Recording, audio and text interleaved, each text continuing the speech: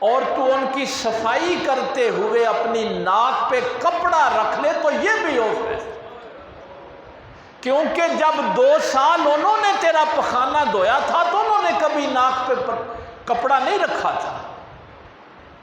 تیرے ماں باپ جب تیرا پخانہ دھوتے تھے تو انہوں نے کبھی اپنی ناک پہ کپڑا نہیں رکھا تھا۔ اللہ غنی۔ تو امام حسن مجتبیٰ رضی اللہ تعالیٰ عنہ سے ایک بندے نے پوچھا کہ سرکار آپ کی ماں تو سیدہ کائنات خاتون جنت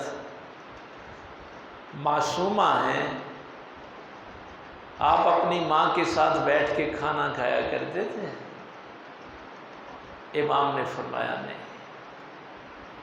میں نے ساری زندگی اپنی والدہ کے ساتھ بیٹھ کے کھانا نہیں کھایا۔ حضور وہ کیوں؟ ماؤں کا تو بڑا جی چاہتا ہے بیٹا میرے ساتھ بیٹھ کے کھانا کھائے۔ یہ عرف کا معنی جو امام حسن مجتبیٰ بیان فرمایا، جن کے گھر قرآن نازل، فرمایا میں یہ سوچتا تھا کہ میں اور اپنی والدہ کے ساتھ بیٹھ کے کھانا کھاؤں تو کسی لقمے کا جی میری ماں کا چاہے کہ میں کھا لوں۔ اب ان کے دل میں ہے نا، جی چاہا ہے کہ یہ بوٹی، یہ لقمہ، یہ میں اٹھا لوں۔ اب مجھے تو نہیں پتا، یہ بات ان کے دل میں ہے۔ اب وہی لقمہ میں اٹھا لوں جس کا میری ماں کا جی چاہتا ہے، تو میری ماں میرا ہاتھ روکے گی تو نہیں؟ ماں بیٹے کا ہاتھ تو نہیں روکے گی کیا شاید میں کھانی تھی تو کیوں کھان لگی؟ تو فرمایا کہ اب اگر وہ لقمہ میں اٹھا لوں جس لقمے کو میری ماں کھانا چاہتی ہے تو میں سمجھتا ہوں کہ یہ بھی گستاخی ہے۔ اس لیے میں نے کبھی اپنی ماں کے ساتھ بیٹھ کے کھانا نہیں کھایا کہ کہیں میں اپنی ماں کے سامنے سے وہ لقمہ نہ اٹھا لوں جس لقمے کو میری ماں کا جی چاہتا ہے۔ یہ وہ ہیں جن کے گھر قرآن نازل ہوا، اور پھر یہ دعا خالق نے سکھائی، وَاخْفِضْ لَهُمَا جَنَاحَ الذُّلِّ مِنَ الرَّحْمَةِ، تیری پرواز بہت بڑی سہی لیکن اپنے کاندھے جھکا لے۔ میرے استاد ایک جملہ فرمایا کرتے تھے، وہ کہتے تھے بیٹا یہ آگے یہ دعا ہے رب ارحمہما کما ربیانی صغیرا، اللہ نے سکھائی یہ دعا کہ اپنے ماں باپ کے لیے یہ دعا کیا کر۔ تو میں جب کبھی ان سے پوچھتا تھا کہ اللہ تعالیٰ نے اتنا اہتمام کیا کہ دعا بھی خود سکھائی کہ اپنے ماں باپ کے لیے یہ دعا کرو کہ یا اللہ میرے ماں باپ پہ ایسے ہی رحم کر جیسے بچپن میں وہ مجھ پہ رحم کرتے۔ تو وہ کہنے لگے کہ یہ دعا اللہ نے اس لیے سکھائی ہے کہ ہم ماں باپ کی خدمت کا حق ادا نہیں کر سکتے، تو ان کے وصال کے بعد ہم دعا کریں تاکہ وہ خدمت کی کمی دعا کے ذریعے پوری ہو جائے۔ تو یہ دعا بھی ہم ان پہ احسان نہیں کر رہے بلکہ ان کی خدمت میں جو کمی رہ گئی ہے اللہ، یہ میں تو نہیں کہہ رہا، یہ تو جب وہ صحابی نے پوچھا تھا کہ میں نے اپنے کاندھوں پہ بٹھا کے کعبے کا طواف ماں کو کروایا ہے تو میرے پیغمبر نے فرمایا تھا کہ وہ ایک رات جب تو نے پیشاب کر دیا تھا تو تیری ماں اس گیلی جگہ پہ لیٹی تھی اور تجھے سوکھی جگہ پہ لٹایا تھا، ابھی تو اسے ایک رات کا حق ادا نہیں ہوا،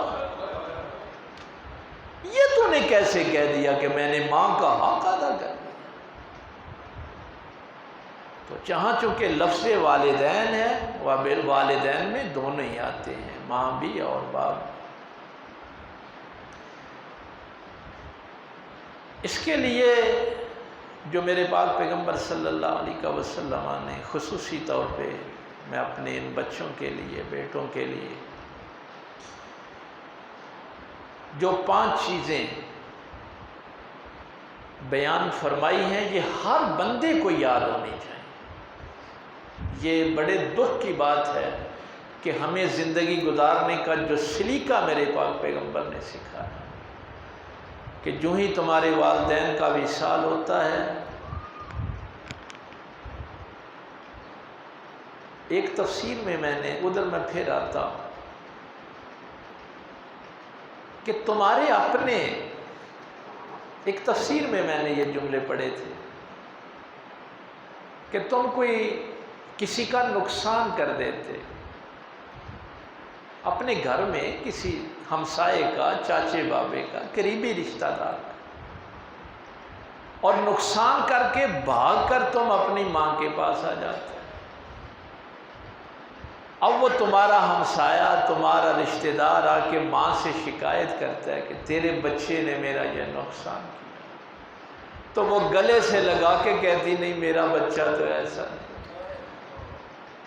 رب ارحمہما کما ربیانی صغیرا، کیسے میرے عیبوں پہ میرے ماں باپ پردے ڈالتے تھے، خود تختہ مشق بن جاتے تھے، لوگوں کے تانے سنتے تھے، شکایتیں سنتے تھے۔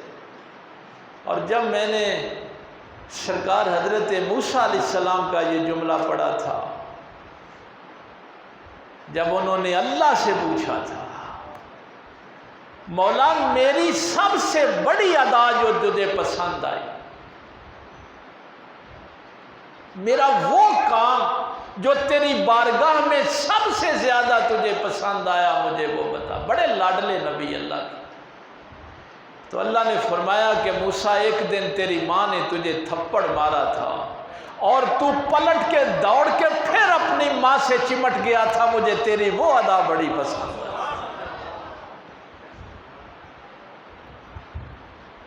اور یہ جو میرے پاک پیغمبر صلی اللہ علیہ وسلم وضاحت فرماتے ہیں، قرآن کریم میں بھی ہے، وسعت رحمتی علی کل شیء، یہ قرآن کریم کی آیت ہے کہ ہر شے کو اللہ کی رحمت نے گھیرا ہوا ہے۔ اگر اللہ عدل پہ آ جائے نا تو ہم میں سے کوئی بھی ایک لمحہ زندگی نہیں گزار سکتا۔ یہ جو ہم بڑے نیک بنے بیٹھے ہیں نا، اگر ہمارے عیب اللہ لوگوں پہ ظاہر کر دے نا تو ہم میں سے کوئی بھی نہیں بچ سکتا۔ تو قرآن کہتا ہے کہ اس کی رحمت نے گھیرا ہوا ہے ہر چیز، اس لیے یہ زندگی چل رہی ہے اس کی رحمت کی وجہ۔ سبقت رحمتی علی غضبی، اللہ فرماتا ہے میری رحمت میرے غضب پر غالب رہتی۔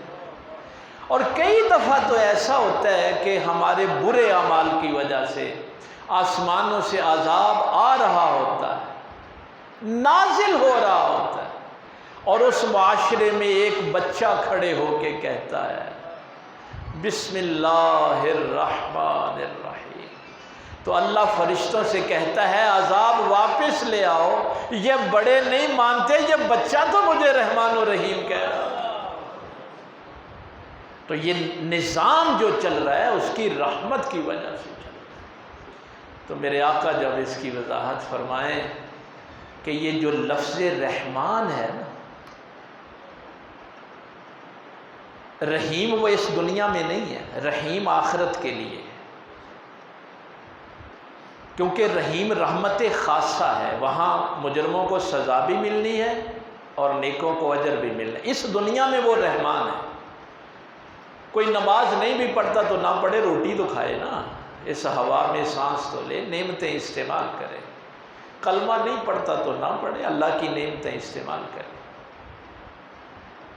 تو سرکار نے فرمایا کہ یہ لفظ رحمان رحم سے نکلا ہے۔ تصور کریں ذرا، رب ارحمہما میں آپ کو سمجھانا چاہتا ہوں، یہ لفظ رحمان رحم سے نکلا ہے۔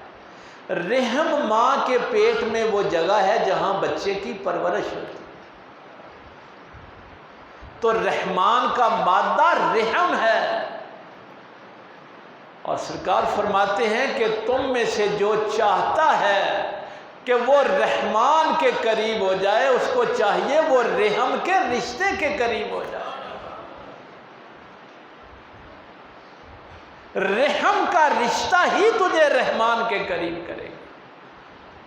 تو کئی مولوی پیر پھر مجھ سے ناراض بھی ہو جاتے ہیں جب ان سے یہ میں کہتا ہوں کہ اگر ماں باپ ناراض ہوئے تو کوئی مولوی پیر نہیں بخشوا سکتا۔ یہ بات ذہن سے نکال دو کہ کوئی پیر تمہاری سفارش کرے گا، کوئی مولوی کرے گا۔ ماں باپ کے نافرمان کی ذمہ داری تو اللہ کے نبی نہیں لیتے، باقی کسی کی کیا اوقات ہے۔ اس لیے یہ زندگی جو گزارنے کا یہ دعا جو سکھائی، رب ارحمہما کما ربیانی صغیرا، تو اس پہ عمل کیسے کرنا ہے، اصل بات ہے عمل کی۔ تو فرمایا کہ جب تمہارے والدین اس دنیا سے چلے جائیں تو پہلا ان کا جو حق ہے وہ یہ ہے کہ ان کی تجہیز و تکفین کا اہتمام کرو، اچھے طریقے سے ان کے جنازے کا، ان کے غسل کا، کفن دفن کا انتظام کرو، یہ پہلا حق ہے ان کا۔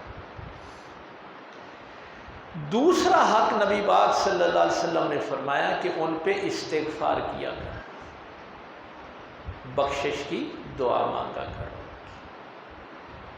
نماز میں بھی آپ نے یہی کہا نا، ربنا اغفر لی ولوالدی وللمؤمنین یوم یقوم الحساب۔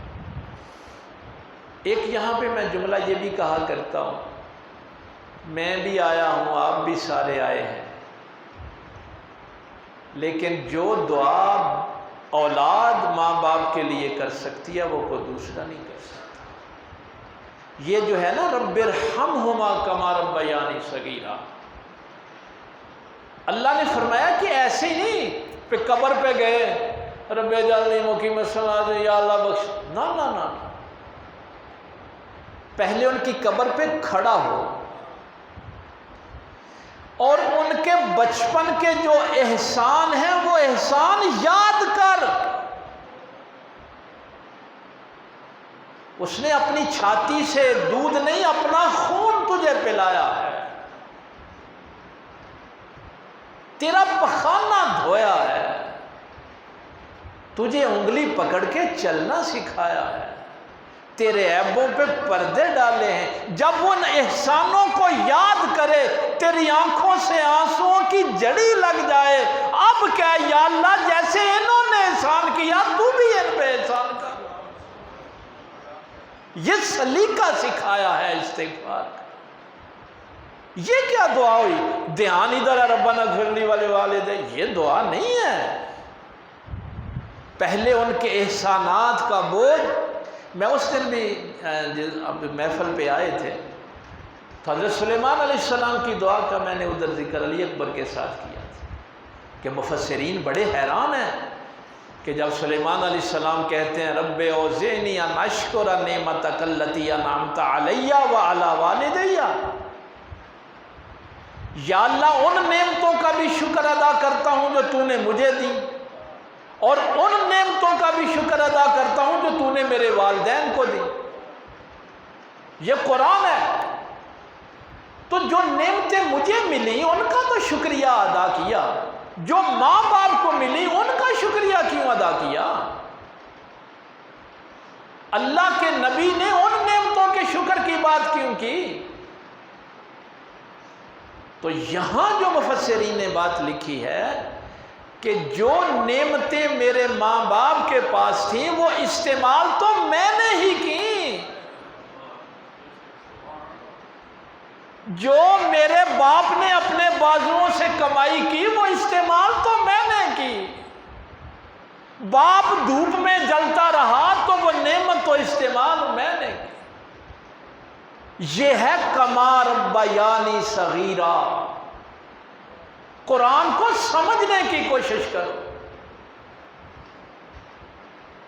تو ان کے لیے استغفار کرو، مغفرت کی دعا خود بھی کرو اور دوسروں کو بھی کہو کہ ان کے لیے دعا کا اہتمام کریں۔ اب چونکہ ختم شریف بھی ہونا ہے میں نے زیادہ وقت نہیں لینا۔ یہ مسلم شریف کی 3 حدیثیں اکٹھی ہیں جس میں نبی پاک صلی اللہ علیہ وسلم نے حضرت عمر فاروق رضی اللہ تعالیٰ عنہ کو حکم دیا تھا کہ اویسے کرنی ملے تو ان سے بخشش کی دعا کروانا، یعنی خود بھی دعا کرو اور دوسروں سے بخشش کی دعا کروانے کا بھی نبی پاک نے حکم دیا ہے۔ تو نیک اولاد کا یہ بھی ہوتا ہے۔ اچھا، مجھے ایک واقعہ زندگی میں ایسا بھی آیا۔ ایک بندہ تھا، بہت برا تھا، اس نے بڑے لوگوں پہ ظلم کیے تھے۔ میری زندگی کا یہ واقعہ ہے جو آپ کو سنا۔ لوگ بڑے تنگ تھے، یہاں تک تنگ تھے کہ لوگ جنازگاہ میں جا کے بھی کئی لوگوں نے اس کا کہتے ہیں ہمارا جی نہیں چاہتا اس کا جنازہ پڑھنا۔ لیکن میں نیک اولاد کی بات آپ کو سنانے لگا۔ اس کے بچے کے وہ جملے ابھی میرے جنازہ ہو گیا تو وہ باپ کی چارپائی کے سامنے کھڑا، بچہ نیک تھا بہت، جیسے یزید کا بیٹا بہت نیک تھا۔ اس نے ایک جملہ کہا اور وہاں پہ لوگ سسکیاں لے کے رونا شروع۔